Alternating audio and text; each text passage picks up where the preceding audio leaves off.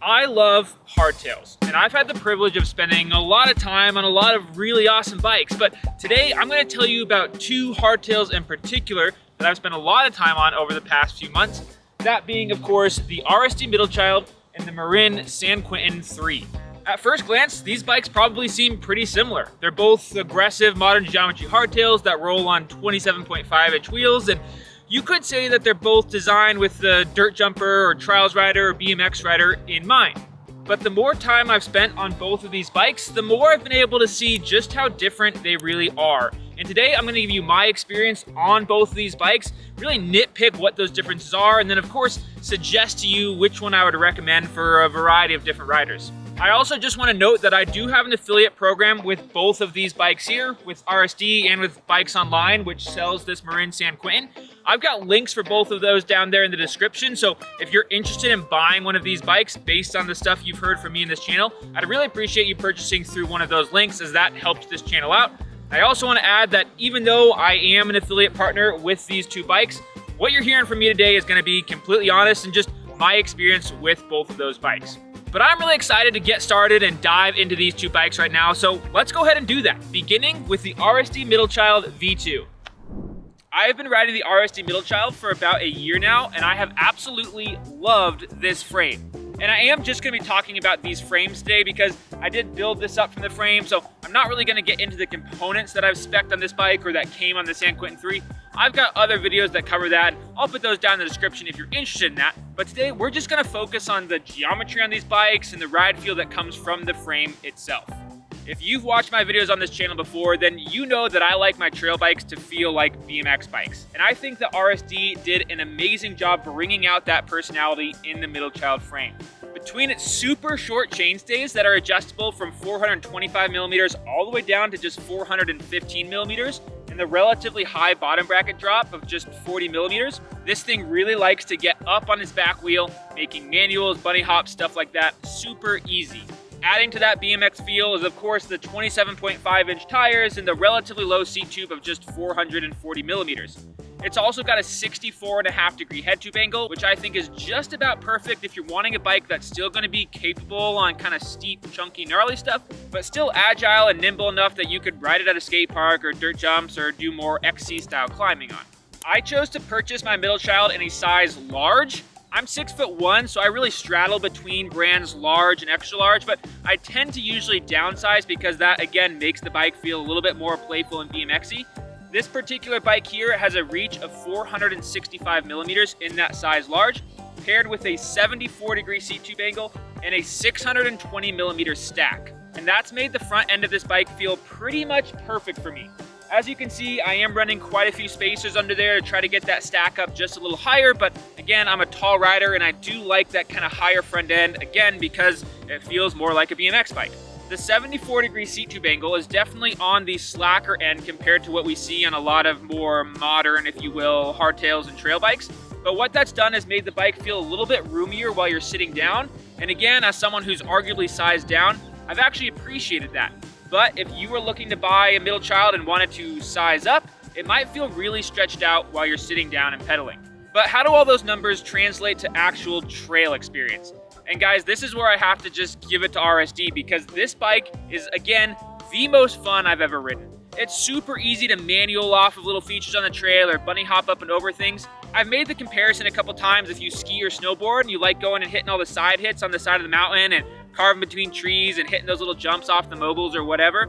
That's what this bike feels like. It really just wants to turn a trail into a skate park. It's so poppy, and because of that relatively short wheelbase and the small wheels, it's really easy to just wind around, carve around. It is a ton of fun.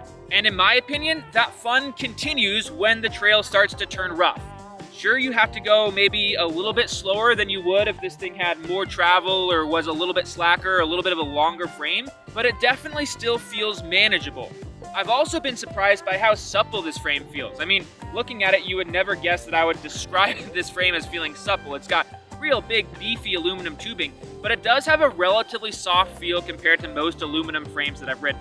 To be honest, it's kind of hard for me to think about anything bad to say about this bike here. I absolutely love it, but again, that's just with my personal riding style. And I tend to like things being a little bit more playful, even if that means I have to go a little bit slower. Speaking of speed, if you want an enduro race bike, I'm gonna have to steer you away from the Middlechild. The San Quentin would probably be a better bet for that. But if you're looking for that ultimate dirt jumpy feel on a trail bike, then the RSD Middlechild is 100% your bike. And like I said at the start of this video, I am an affiliate partner with RSD. I've got a link to buy the bike down there in the description. And if you use the code JOSH, the capital J, 5% off, you can get 5% off not just this bike, but any bike that RSD makes. Now, I've done my best to cover this thing thoroughly, but if you've got any more questions about the RSD Middlechild, please go ahead and drop those in the comments and I will absolutely answer those for you. But right now, we're gonna go ahead and move on to that San Quentin that's sitting over there because that is an equally exciting and fun bike that I cannot wait to tell you all about. The Marin San Quentin has come a long way since it was first released back in 2019. I actually had that original 2019 model that I largely bought based on the fact that it was co-designed by Matt Jones, who's a professional slopestyle and dirt jump rider.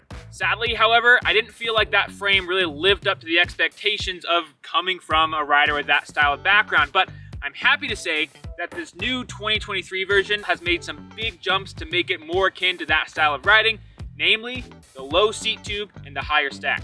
That original frame I had back in 2019 was an XL, so I decided to go with an XL on this guy as well, and one of the main reasons I felt like I was able to do that was because of that short seat tube. This XL here has a seat tube length of just 414 millimeters, which is unheard of. That's lower than a lot of brands' mediums. And by doing so, they've allowed pretty much every rider to be able to upsize to a bigger frame if they want the security that comes with having a longer reach. To help with that adjustment, they've also made the seat tube angle on this super steep at 77 degrees.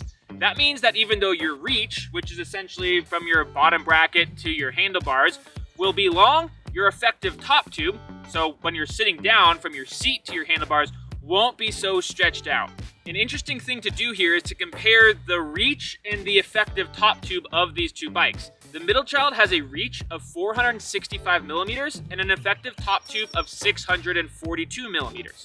Whereas this guy here has a reach of 500 millimeters, but the effective top tube is just about the same, coming in at 646 millimeters. And that's again all because of this steeper seat tube. And that means that both these bikes feel pretty much the same size when I'm pedaling, but the San Quentin feels significantly longer when I'm standing up, which again, should make it feel more stable at high speeds or going through really rough terrain. But here's where things start to get a little tricky, because if I hadn't chosen to size up to the extra large and went with the large San Quentin with a 470 millimeter reach, that cockpit would have felt really compact because of that steeper seat tube angle. And for that reason, if you're interested in getting the San Quentin, I would just take advantage of that short seat tube and the steeper seat tube angle and size up, making this thing a really good downhill, more enduro-focused hardtail. And that more downhill enduro focus is actually how I would sum up this bike, especially in comparison to the Middlechild. While the head tube is only a ½ degree slacker, that really doesn't speak to the full story here. The chainstays are still relatively short at 425 millimeters, but the bottom bracket drop of 50 millimeters on this thing definitely makes it hug the ground a lot more than that Middlechild does. I consider myself to be pretty good at things like manuals and bunny hops, but it took a good bit of adjusting to kind of get used to that on the San Quentin here. It took a lot more input to get that front end off the ground than it did on my Middlechild. That said, when the going got rough, this thing felt a lot less skittish going through steeper, looser sections of trail because that back end just wanted to stay planted on the ground where it's at. So all in all, I would say that this bike still leans much more towards the trail riding or even enduro riding side of things than maybe the branding would make you think. I say often that aggressive hardtails like the San Quentin and the Middlechild are jack-of-all-trade bikes. They can do everything, but they can't do one thing really well. And I think the San Quentin here takes that to a whole new level. It seems like it's kind of confused whether it wants to be a hard-charging enduro bike with that low bottom bracket, the long reach and the steep seat tube angle, or if it wants to be a more playful, agile, dirt jumpy bike with the short seat tube and the smaller wheels. So to summarize, if your priorities are a little bit more focused on like lift access bike park riding or enduro racing, and you want to do that on a super rad hardtail that's an insane value, then this Marin San Quentin 3 is definitely the bike for you. Like I said at the start of the video, I do partner with Bikes Online, who's a registered retailer for this bike here in the US as well as in Australia. And so if you want to buy yourself a San Quentin, if you would please do that by clicking the link down there in the description. I'll get a small kickback that'll just go straight back in the channel. You won't spend any more, but it'll be a cool way that you can help the channel out. If you've got any more questions about the San Quentin that I didn't get to in this video, please go ahead and drop those in the comments. I'll absolutely answer those, and I'd love to hear your thoughts on this bike and continue that conversation with you. But right now, let's get these two bikes back together and wrap this video up by talking about which bike I would choose if I had to pick just one, and which one I'd recommend for a variety of different riders. Both of these bikes are an absolute pleasure to ride. They're designed super well, they come from awesome companies, and I feel really fortunate that I get to choose each day which of these fun bikes I get to take out on a ride. Sadly though, not everybody has that luxury, and most of you are having to choose just one bike to purchase. And so, real quick, I want to break down which bike I recommend for each rider. First things first, the value-oriented rider. If you're on a tight budget, maybe you have a fixed income or you're a younger kid in high school, then I'm gonna have to give it to the San Quentin. Specifically the San Quentin 2, which I haven't ridden, but at $1,500 it seems like a killer deal. It's got the same frame as the San Quentin 3, but just a slightly lower level spec. But if you like tinkering, working on your own bikes, upgrading your own bikes, then that could be a really cool option to go. Speaking of value, if you're looking to get just a frame, the San Quentin's gonna be a good bit cheaper there as well. Marin sells this frame for just $550, which I think is quite a bargain. The Middlechild here costs $850, which is still pretty good comparing it to a lot of hardtails on the market, but $300 is still a pretty big difference, especially if you're on a tight budget. Moving on to riding style, and I touched on this a little bit a second ago. If you want a bike that's gonna be great for kind of dirt jumpy, jibby riding, or maybe you live in an area that doesn't have super steep, aggressive, gnarly terrain, then the Middlechild is the bike for you. This thing will make any trail feel like a skate park. It's tons of fun, and with enough skill and rider input, you can still take this thing down some super gnarly terrain. I've done downhill racing on this bike, so hopefully that speaks to what it's capable of. But I know there's some of you who are looking for a hardtail that, yeah, you can still maybe take and ride some jumps on, but you're more focused on going fast. Again, whether that's racing or riding more lift access style terrain, then I'm gonna have to give it to the San Quentin. Like I said earlier, this bike is super easy to upsize because of that low seat tube, and because of the steep seat tube angle, I almost feel like you have to upsize on it. So that longer reach that you'll end up getting, as well as the slightly slacker head tube and the lower bottom bracket, is gonna make this bike much better when it comes to steep descents. The last type of rider we're gonna talk about is, well, me. Which bike would I choose if I could only take one of these? And as you probably guessed by now, that winner is gonna have to be the Middlechild. I absolutely love this bike. It's a ton of fun. Again, both these bikes are great, and I've got links down there in the description to buy both of them, and both of those are affiliate links, so we'll get a slight kickback here on the channel. So if you choose to buy one of those bikes based on the stuff you've heard here, I'd really appreciate you doing it down there.